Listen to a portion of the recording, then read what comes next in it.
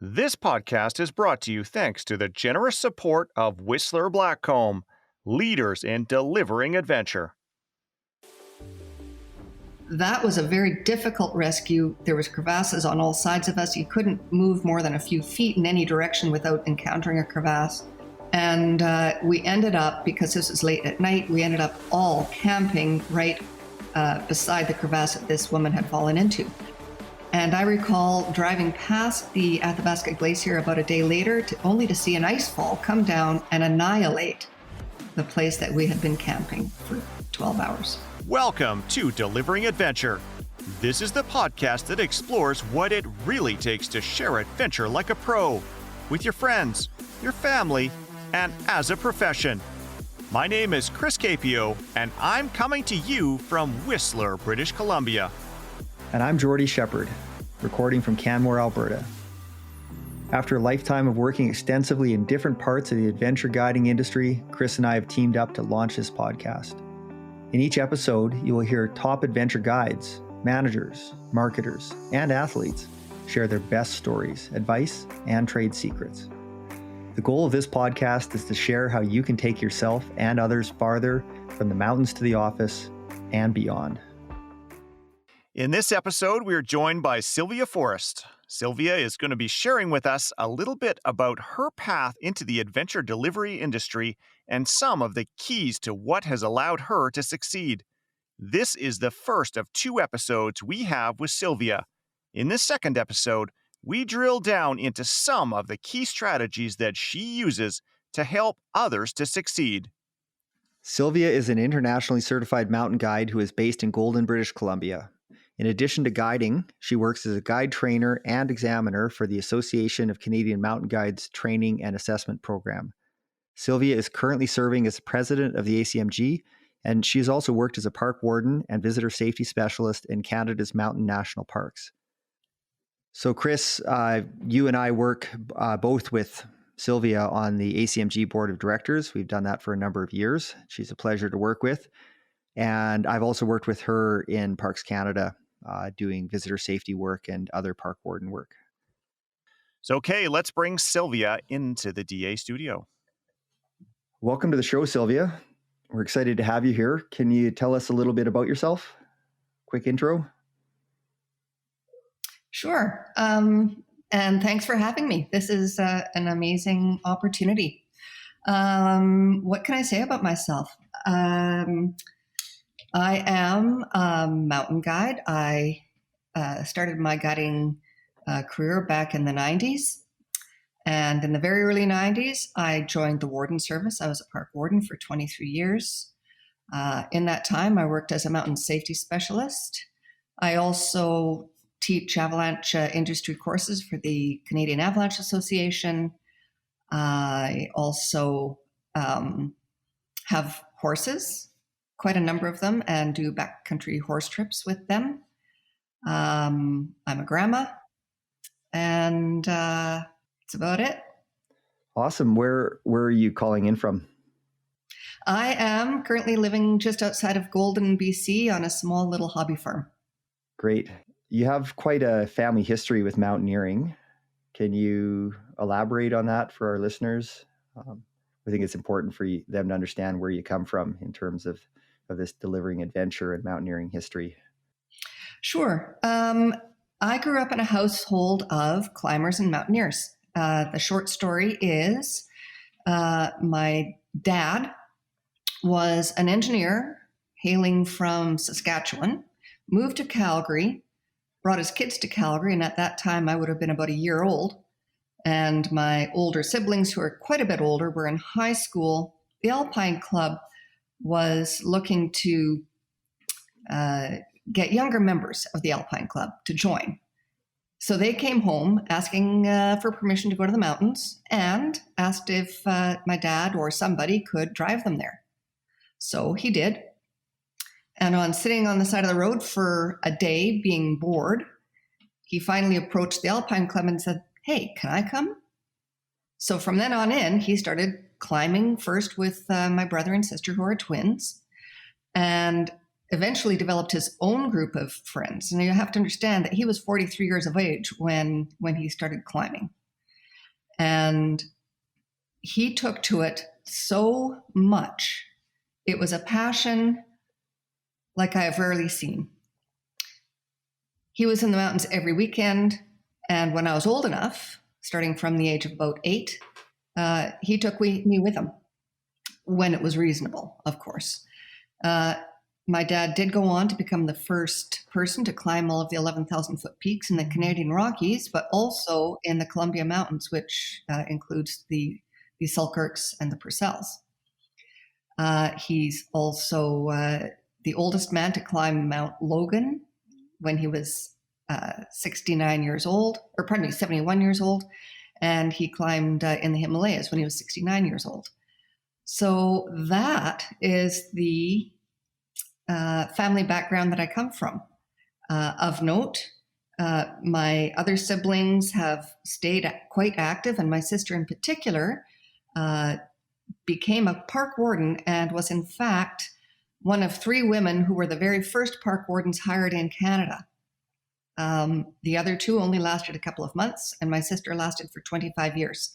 So she was quite a trailblazer. So really, we have quite a bit of a trailblazing family.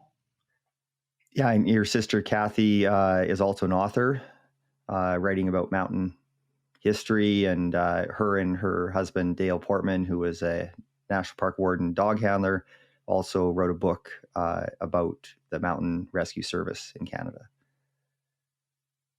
Yeah, no, that's right. When my sister retired from parks, her second career became as an author and writer.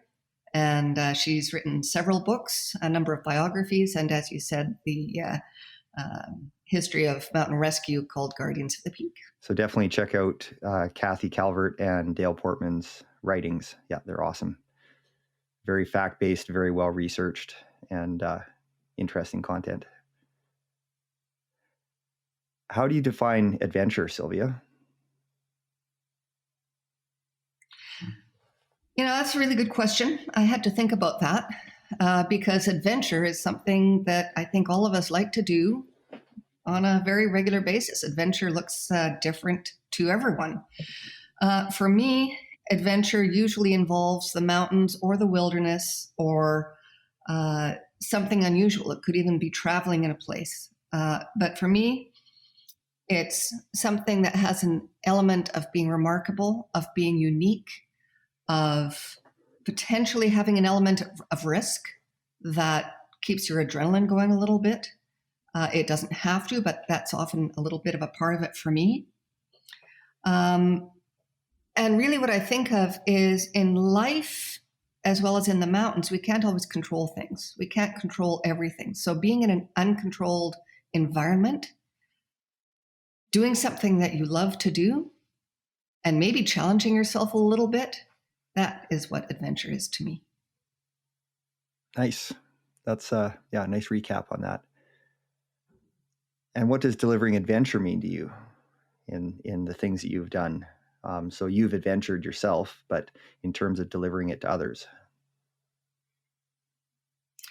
In terms of delivering it to others, and I think I'm going to speak about this a little bit in the next little while.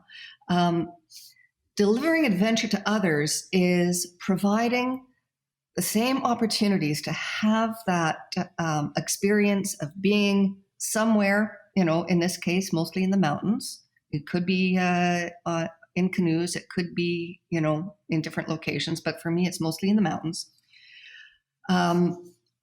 where the people that I take out can have that sense of doing something they've never done before, going a place they've never seen before, having experiences that they've never had before, but in a safe environment, or at least as safe as is reasonably possible, while still maintaining that element of adventure.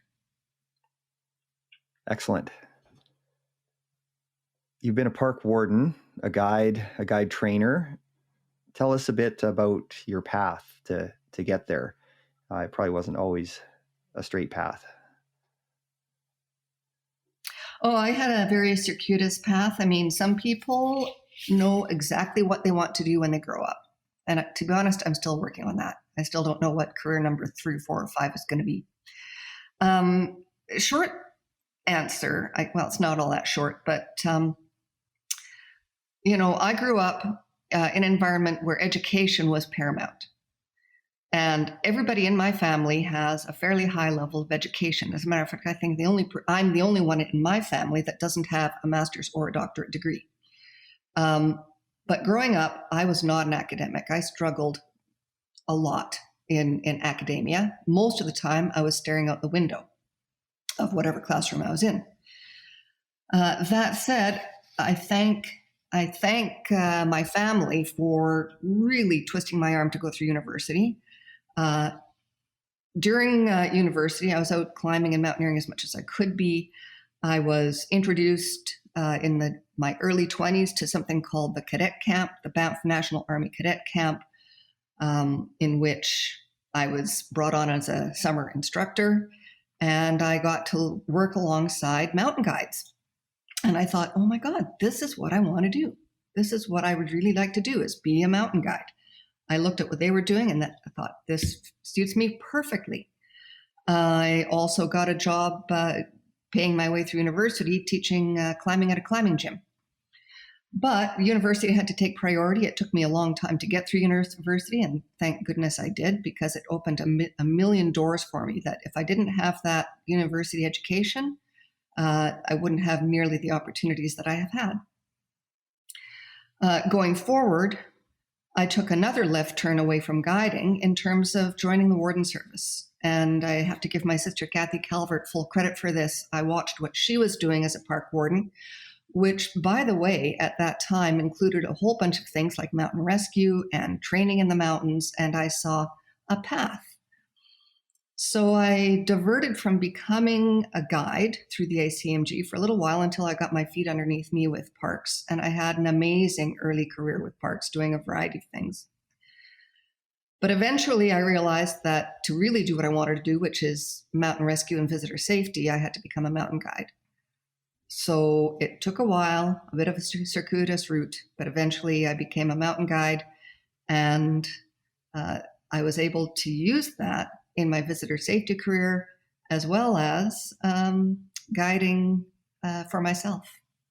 Yeah, there's a very rich history in the National Parks Warden Service. And yeah, we could probably go on and on about all the other variety of stuff that you've done within that, because yeah, you worked as a warden, I did too. And it was during a time when we were jack of all trades and potentially masters of none, but we got the job done.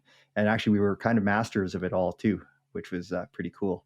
You just pick up and, the call comes in and off you go. There's a wildlife call, or there's a law enforcement call, or you're doing some wildlife studies or vegetation studies on the next day. And then, off to do a rescue because somebody's fallen in a crevasse. Yeah. Very, very varied career, which is great. And huge public service too, that you've offered. Mm-hmm. Those early days in the warden service were magical. Most of us have formative years that are really special, and that was my formative time. It was amazing. And as you say, on a given day, you might be going to a rescue, you might be putting out a fire, you might be lighting a fire in a prescribed burn, you might be dealing with wildlife issues, bears and elk in the campgrounds.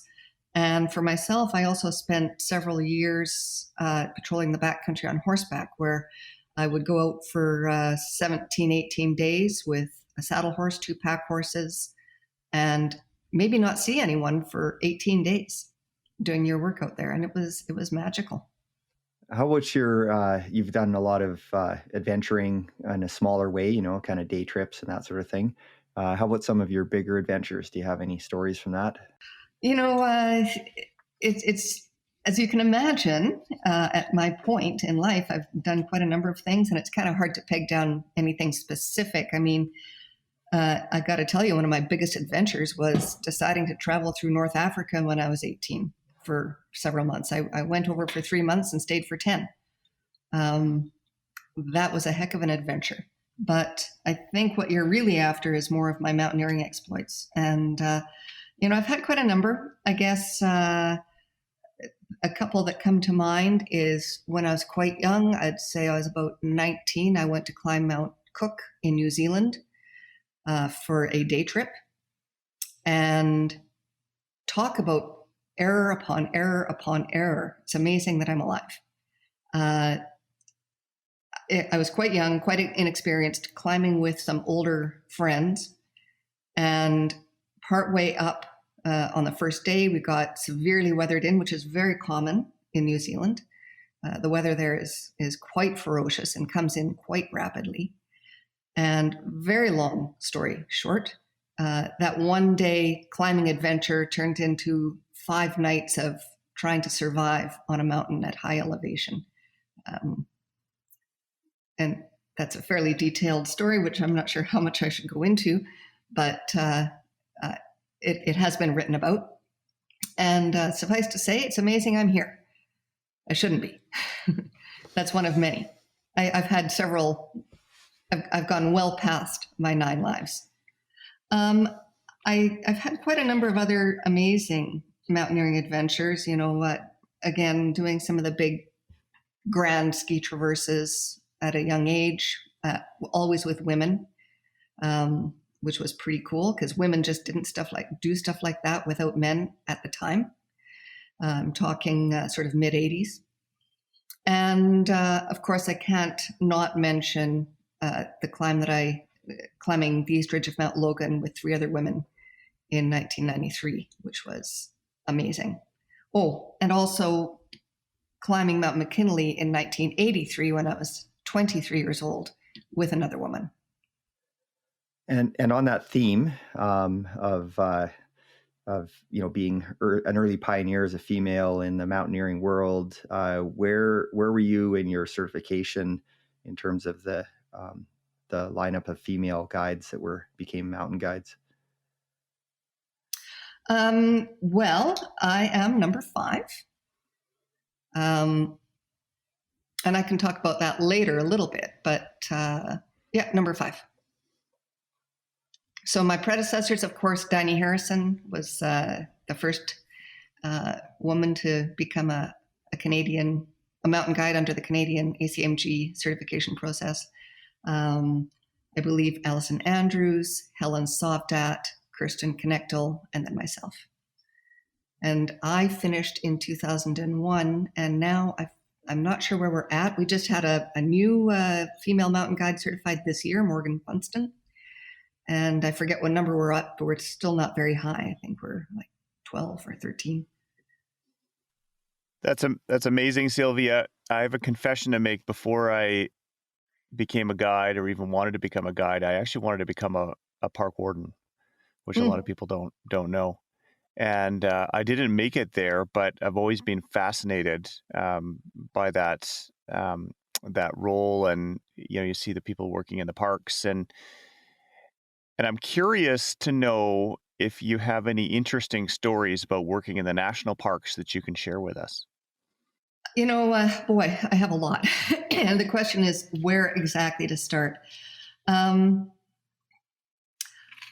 think, I just want to preface this by saying that almost everything that we do, not just in guiding, but also within the national parks, there's a big element of teamwork.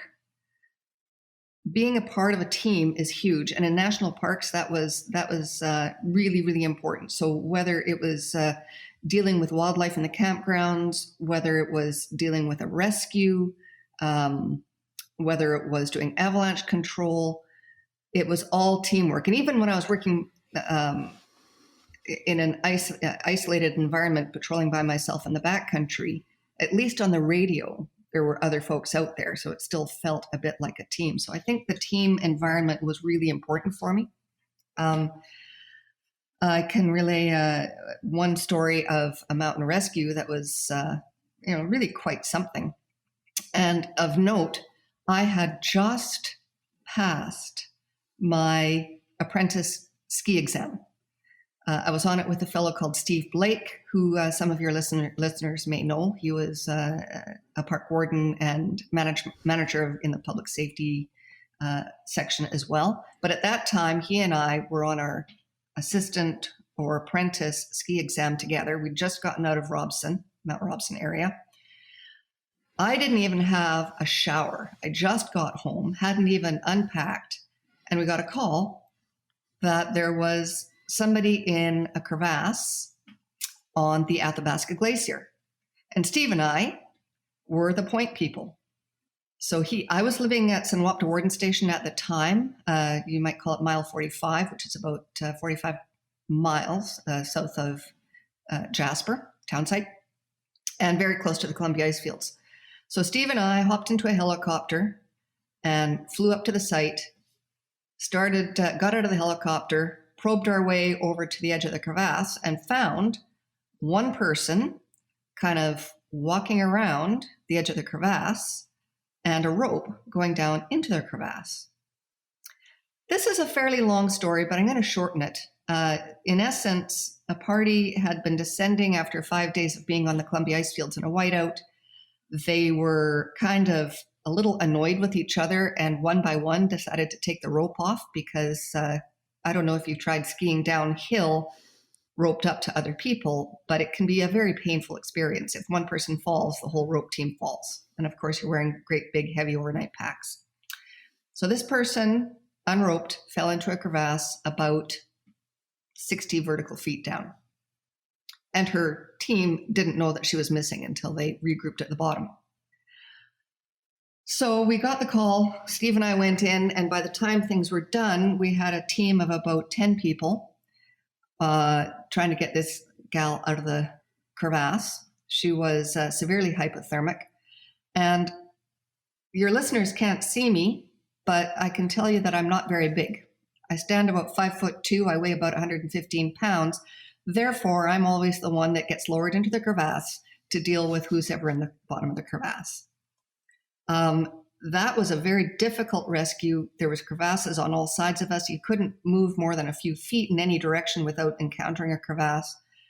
And we ended up, because this was late at night, we ended up all camping right beside the crevasse that this woman had fallen into. I also should add that all of this is directly underneath the Mount Snowdome icefall, which is one of the most hazardous places you could possibly park yourself for a couple of minutes, let alone for overnight. I'm happy to say that the rescue was successful. We got the gal out. And I recall driving past the Athabasca Glacier about a day later only to see an icefall come down and annihilate the place that we had been camping for 12 hours. That's one little story. I have many. How did that make you feel? Like when you drove by and saw that, saw that area that had been obliterated, how did that make you feel? Well, it made me feel very lucky that it hadn't happened. And, that's part of traveling in the mountains. There are things that we can control and there's things that we can't control. Normally, a situation like that, you can control that situation by avoidance. You recognize the hazard and you say, okay, I'm either going to avoid it or I'm going to minimize my exposure by going very quickly underneath it. And in that situation, we couldn't. And I know Jordy could speak at quite some length about, as can I, about at what point you put rescuers in a risky situation to save a life and when you don't. That's a difficult judgment call. So I can say that I felt grateful, relieved, and happy that nobody got hurt. Have you had any interesting bear or other animal encounters? That's a question that I always get asked. And in your role, working in the parks and as a guide and the things that you do, I'm sure that you must have some great stories to share.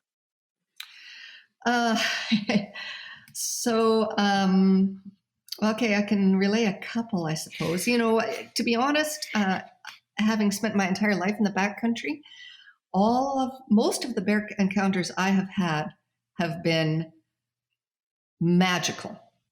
And when I say magical, I'm referring to, for example, the time I was able to watch a grizzly bear in a high alpine pass digging for marmots. And I watched that bear at very close range for about an hour. And that bear, just kind of like a dog, dug in one hole, looked over to the next hole, dug in the next hole, went back to the first hole, completely immersed in the occupation of finding a marmot, which he never did.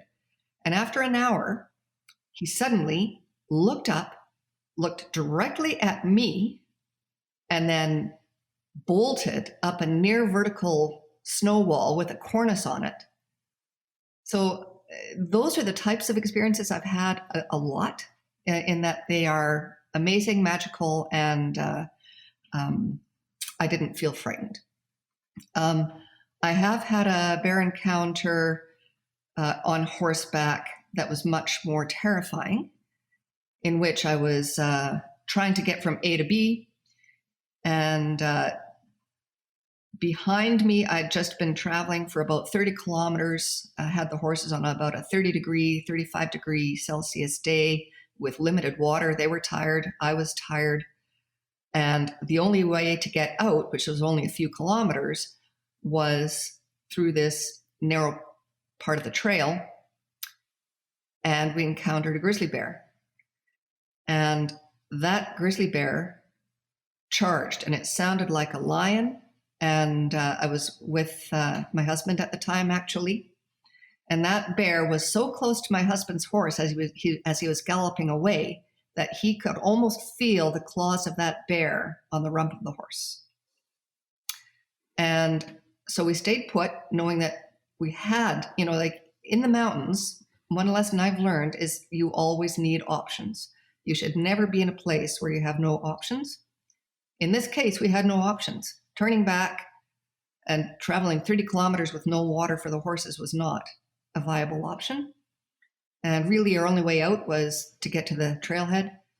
So we ended up sitting there for about an hour, listening to that bear howl.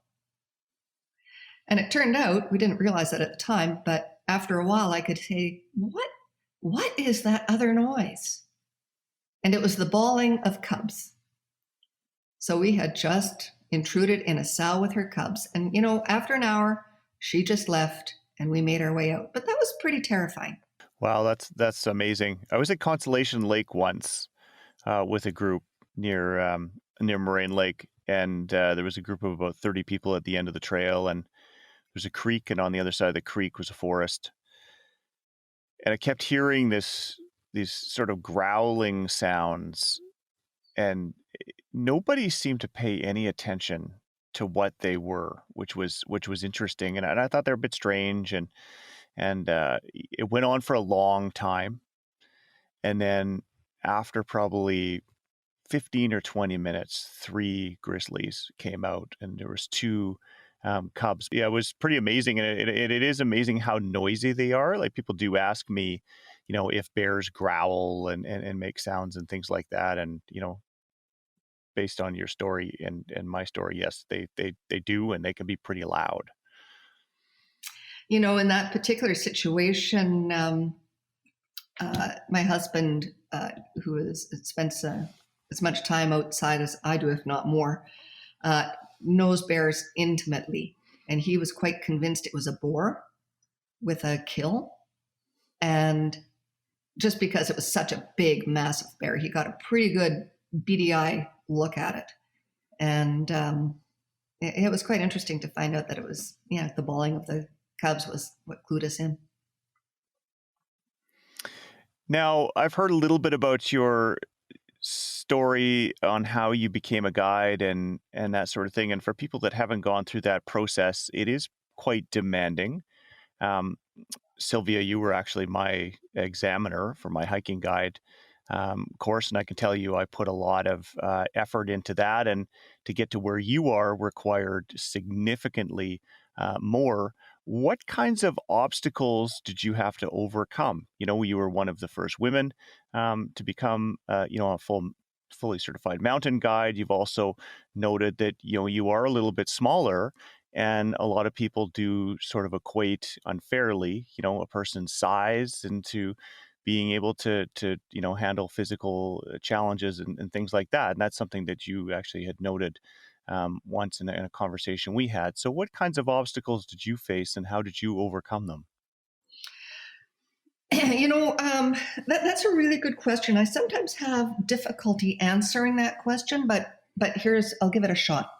I would have to say that my early courses, I didn't feel like I had a lot of obstacles. And the reason is I started my certification process when I was a little bit older, in my mid 30s, as opposed to in my 20s. And I like to think that because I had some life experience, I was well set up to start. And I had already done an extensive amount of climbing and mountaineering. So a lot of the technical skills, a lot of the hard skills, a lot of the decision-making skills I had. And I think entering the guides exams with a lot of experience is helpful. Sometimes I see in recent years folks trying to get into the guiding program and they're learning as they're going. And I think they're finding it a little bit more stressful. So I'd say that my early years, my apprentice level exams and even my full ski exam, I wouldn't say I floated through them, but I enjoyed them. And if you're enjoying it, it means you're probably not all that stressed out, and it probably means that you're fairly well prepared for them. But to your question, when I look back on it, I was definitely thrown a few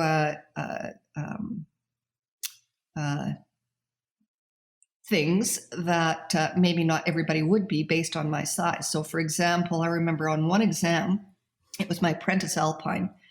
I was climbing in the Bugaboos on Pigeon Spire, which is not a difficult climb, but it's quite exposed. We had about 4 or 6 inches of snow on the route, making it very slippery. And my task was to short rope. And I don't know if I need to define short roping in this podcast, but to guide people through mixed terrain. So not necessarily putting in anchors, but using the rope going around terrain to keep people safe. I had 2 people on my rope. Both of them were around 6'4" and in the 200-pound range. And physics tells you that's a very challenging situation. And that was, I was given that kind of a ratio quite deliberately and quite frequently. As a matter of fact, my main partner through most of my guiding courses was a fellow around 6'4" and 200 pounds. And I think that was done very intentionally to see if I could actually manage somebody of that size versus somebody closer to my own size. On another occasion, I chose my partner who was closer to my size. And during a crevasse rescue exam, and one of the examiners actually came into the bottom of the crevasse and jumped really hard on the rope to make sure that it was a little bit more realistic. So I guess there were a few of those kinds of things. But something that, if I can continue, I think the real challenge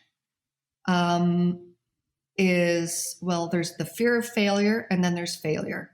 So I didn't pass all my exams without failure. I did fail my alpine exam more than once.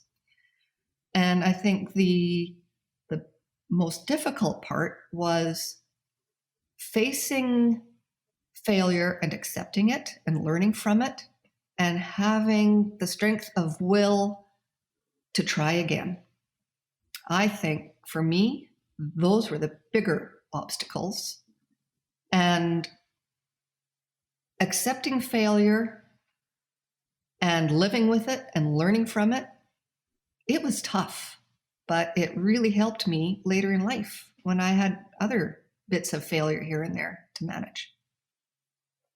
Thanks for this, Sylvia. We're going to pause here for now so that we can recap some of the excellent points that Sylvia's made so far. We'll pick up the rest of Sylvia's conversation in the next episode. Chris, when it comes to Sylvia's path into the adventure industry and some of the things that has allowed her to succeed, what were some of the key takeaways from what she had to say, or some things that might have jumped out at you as you listened? Well, throughout the production of this podcast so far, we've heard a number of different paths that people have taken to get into the adventure industry. One commonality, though, is having parents or friends who have acted as role models, coaches, and guides.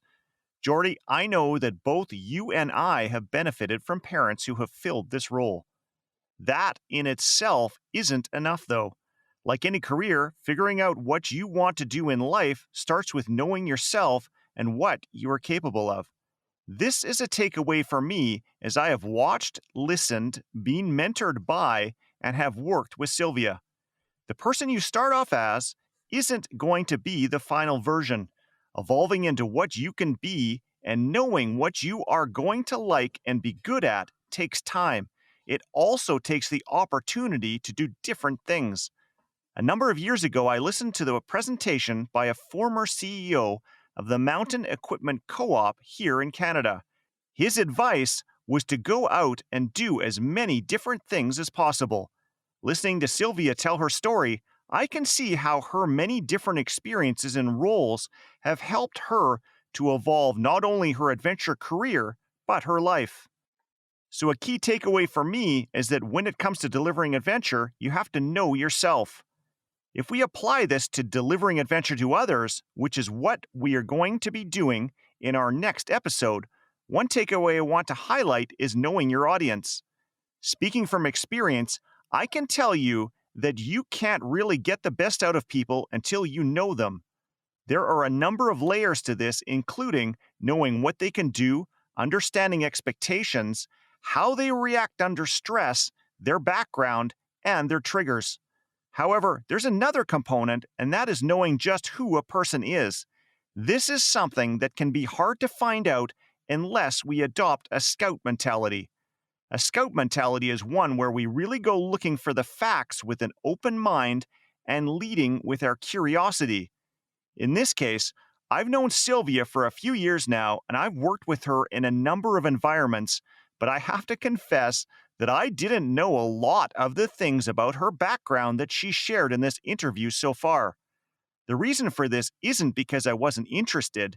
In fact, I've asked her a lot of questions when I have seen her. The reason is that most people may not be that forthcoming. They might be shy, they might be private, or they may not think that those amazing details about themselves is of interest to anyone. Finding out the extent of people's expectations, abilities, experiences, and accomplishments can require real effort on our part, but in the end, that work pays off. The reason that I want to highlight this is that what I have noticed is that most people don't adopt a scout mentality. They don't ask questions, and as a result, they make it harder for themselves to really get to know the people around them, which in turn makes it harder to get the best out of them. Well, Chris, thanks for that. I totally agree. Really getting to know yourself and people can help us to structure the right experience, expose people to the right amount of challenge, and to know when we might be pushing them too hard, or in some cases, maybe not hard enough. I have 3 takeaways to add, and they all relate to failure. These things apply to us and to the people that we might be leading. So the first one is we need to learn to embrace failure. Failure can come in many different forms, including mistakes, missteps, misjudgments, miscalculations, challenges, malfunctions, near misses, and even injuries and accidents. While some of these things are obviously pretty bad and are situations we want to avoid, even the biggest failure provides us an opportunity to learn and grow. While we're always working to make the best decisions possible and manage situations so that people don't get hurt or worse, mistakes do happen. So learning from our mistakes is what separates a pro from an amateur. Embracing failure can help us to develop experience, skills, and resiliency. The second point I wanted to discuss about Sylvia's first interview here was avoid punishing people for mistakes. If we want to get the best out of people, they need to see themselves succeeding. While some people thrive on constantly critiquing, most people don't perform at their best when they are forced to dwell on their missteps. Of course, there are times when people do need to be aware and made aware of what didn't go well and why that happened. This is especially true in high-risk situations. One strategy that we can use is to frame feedback as advice on how to be better in the future, instead of focusing on what someone did wrong. This is something that Sarah Hoonican touched on in episode 9. How we frame feedback can mean the difference between someone improving or imploding. The third point that I want to discuss is helping others to find value in failure. Adding to this point is the importance of helping people to see failures and challenges as valuable. While we touched on the importance of embracing negative outcomes as opportunities to grow, we need to be aware of the importance of also encouraging others to do that as well. This can often mean the difference between someone achieving an adventure or remembering the experience as a misadventure. Some strategies that we can use include highlighting lessons learned, successful strategies that were used when there was success, processes that could be done to get a better result in the future, are all ways of turning a negative experience into a valuable one. Another important component is to draw attention to what went right. Now let's turn it over to you. What were your takeaways? As always, we welcome your feedback, suggestions, and questions. You can find all of our contact and social media information at our website, deliveringadventure.com, as well as in the show notes. Also, if you like the show, please take a moment to share it with your social network. This includes your friends and any social media groups that you belong to that might benefit from the show. In the next episode, Sylvia Forest continues to share her thoughts on coaching people, giving feedback, and talks about her role with the Association of Canadian Mountain Guides. Thanks very much for listening.